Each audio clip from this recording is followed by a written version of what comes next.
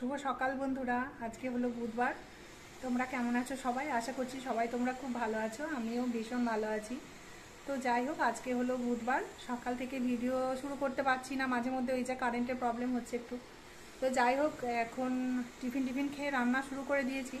তো ভেবেছিলাম ভিডিওটা তোমাদের আজকে ভিডিও করব না, আবার কাল থেকে শুরু করব। তো আমার পুরনো ভিডিও আছে, সেটাই দেব, সেটাই ভাবছিলাম।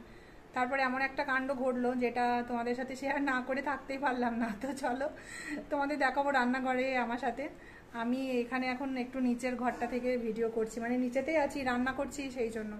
তো রান্না হয়ে গেলে এই বারান্দাটা দেখছো, তোমাদের দাদাভাই আজকে এখান থেকে একটা আমার পুরনো ওভেন ছিল, তো সেটা আবার নিয়ে গিয়ে সেট করতে হলো ওই ঘটনাটার জন্যই আর কি। তো এই জায়গাটা একটু গোছাবো, পরিষ্কার করব রান্নার পরে।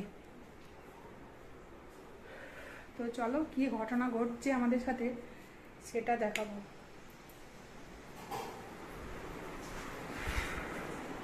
আর যে ওভেনটা ইউজ হচ্ছিল ওটা এখন উঠোনে তোমাদের দাদাভাই ধুচ্ছে, আর এইদিকে পুরোনো ওভেনটা আবার সেট করলাম, এটা আমি রান্না শুরু করেছি এটাতে। তো চলো তোমাদের দেখায় কি রান্না করছি আর কি হচ্ছে। ওভেনটার প্রবলেম হচ্ছিল সেই জন্য, তো চলো দেখাই।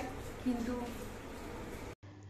তো এই যে বন্ধুরা, এখানে রান্নার সমস্ত কিছু রেডি করা হয়েছে। আজকে বুধবার, সেই জন্য চিকেন আনা হয়েছে, কারণ গত সোমবার মঙ্গলবার দুদিন পর পর নিরামিষ হয়েছিল, আর ছেলেটা একটু চিকেন ভালোবাসে তার জন্য। আর এইদিকে কলাইয়ের ডালটা দেবো আমি এই যে কুকারটার মধ্যে বসিয়ে।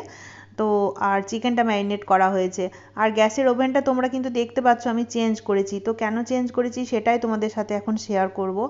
আর এইদিকে আমার কিছুটা রান্নায় গিয়ে গেছে, এই দেখো ভাতটা হয়ে গেছে, আর ওখানে ঝিঙে আলু পোস্তটা করেছি। আর তোমাদের দাদাভাই বাজারে গেছিলো, তো কিছুটা চা পাতা নিয়ে এসছে, এই যে টেবিলে রয়েছে, ওপরে যখন যাব তখন নিয়ে যাব, তারপর ওটা ঢেলে রাখবো। আর এখানে ইডলি করেছিলাম সকালবেলা টিফিনে, সেটা তোমাদের দেখানো হয়নি, আসলে আজকে ভিডিও করবার কোনো ইচ্ছাই ছিল না।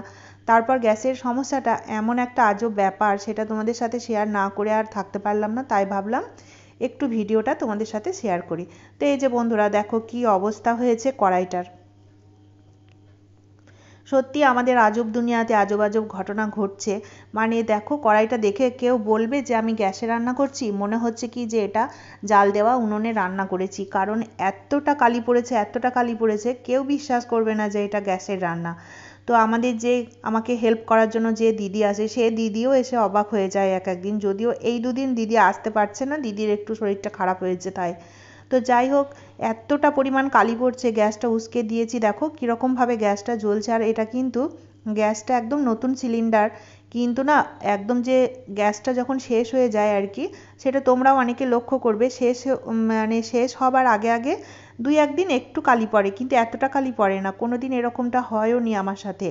তো এটা এই মানে সবেমাত্র সিলিন্ডারটা লাগানো হয়েছে, তার মধ্যে এরকম অবস্থা। আর আমরা প্রথমে ভাবলাম কি আমার ওভেনটা সমস্যা হচ্ছে, তো ওপরের যে আমার ননস্টিক ওভেনটা নামানো ছিল, তো সেটা আবার তোমাদের দাদাভাই কলতলায় নিয়ে বসেছে, একটুখানি ধোয়া টোয়া করবে তার জন্য বললো একটু পরিষ্কার করি। আর এই পুরনো ওভেনটা আমার কিন্তু পরিষ্কার করেই রাখা ছিল, তাহলে দেখো ওভেনের যদি প্রবলেম হতো, কিছু ময়লা টয়লা জমে থাকলে অনেক সময় কালি পড়ে, কিন্তু সেটা যদি হতো তাহলে এই ওভেনটা কিন্তু একদম পরিষ্কার করা মানে করেই রাখা ছিল। তো তাহলে হয়তো এই ওভেনটাতে এরকমভাবে কালি পড়ার কথা না, কিন্তু এটাতেও কালি পড়ছে, তার মানে যা বোঝা যাচ্ছে গ্যাসেরই কোনো সমস্যা, ভেজাল গ্যাস আমার যা মনে হচ্ছে।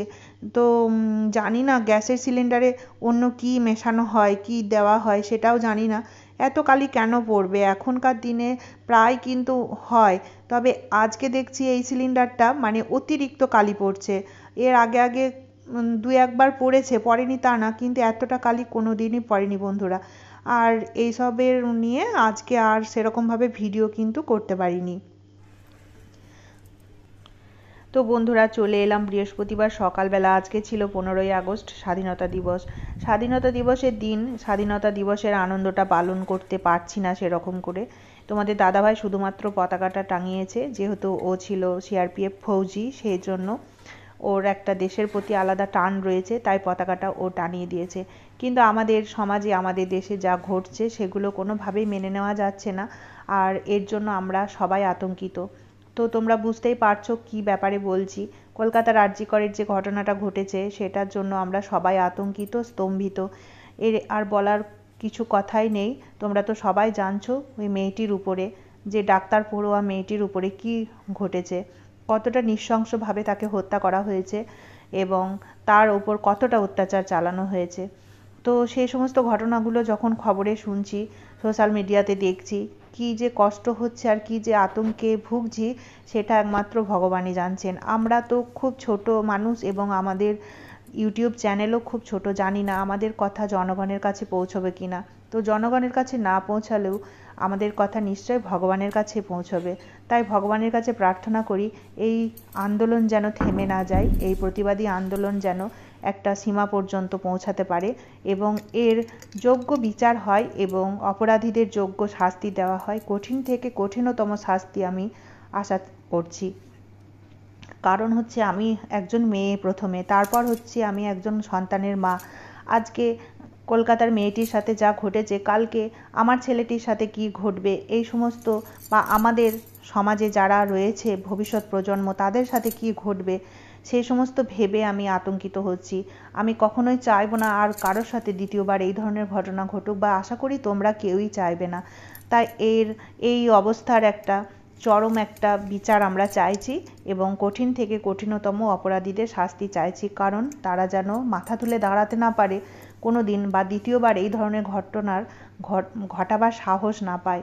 তো ভগবানকে এটাই প্রার্থনা করব, কারণ সাধারণ মানুষের কাছে আমাদের গলার আওয়াজ পৌঁছাবে না, আমাদের ভিডিও না পৌঁছালেও ভগবানের কাছে নিশ্চয় পৌঁছাবে। তাই ভগবানকে একটাই প্রার্থনা করি, এর যেন একটা যোগ্য বিচার হয়।